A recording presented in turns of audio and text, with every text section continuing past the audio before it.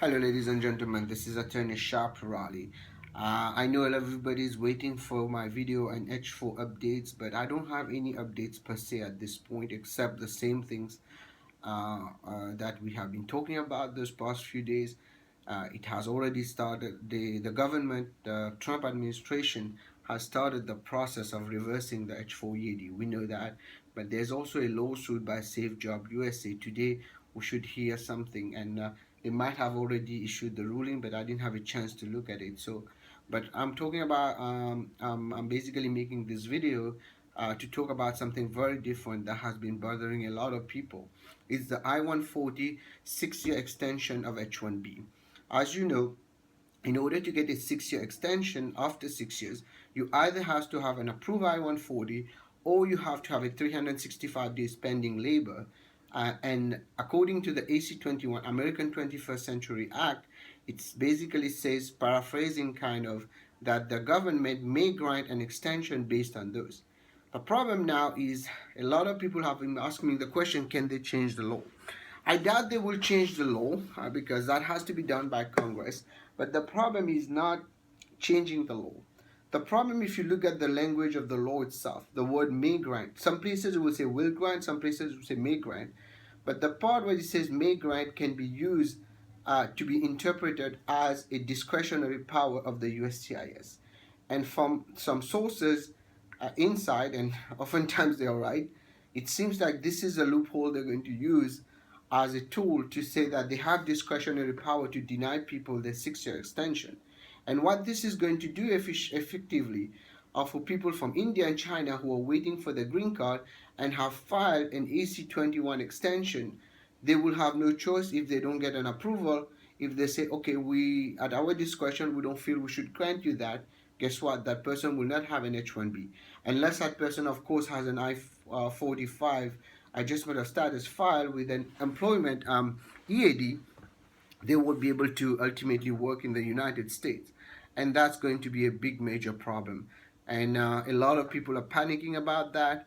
But what my take on this is that ultimately there will be what we call some lawsuit. Definitely there will be lawsuit on this one because this American 21st Century Act is an established rule. It has been used for years now. It was passed in the year 2000 by the Republicans themselves, and now just trying to reinterpret it the way they want to do it is going to create some major lawsuit.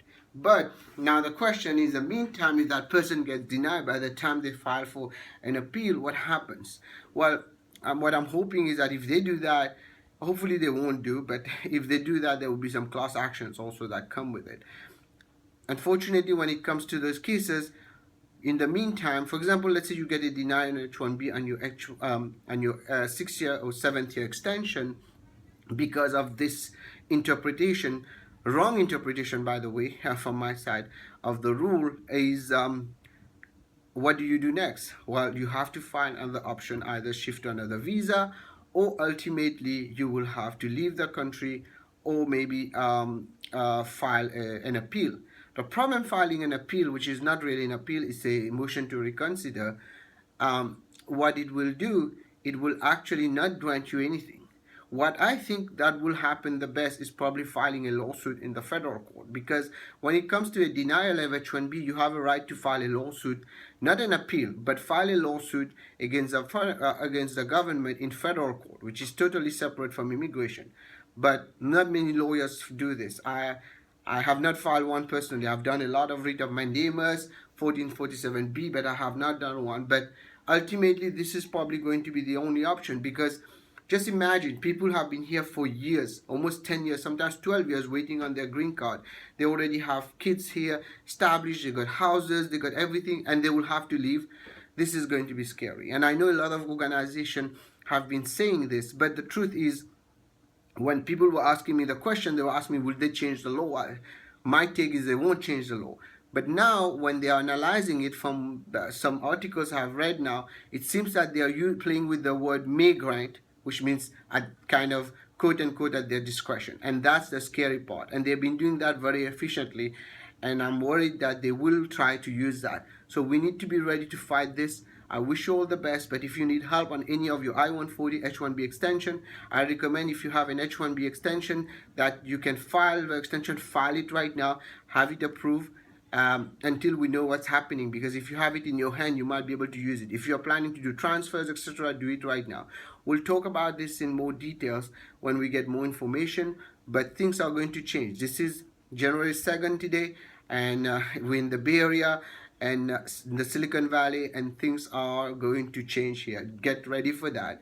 We have been ready for it, but more and more changes are coming. The Trump administration, with his plan of buy American, high American, which is somehow a good idea if it was not hurting other people. So let's see how things work out, and we will keep an update also on H4EAD soon. This is Attorney Sharp signing off from the Bay Area, California. And anything I'm telling you today is my opinion. You should not act or refrain to act solely on the information provided. You should contact an attorney if you have any question. Thank you.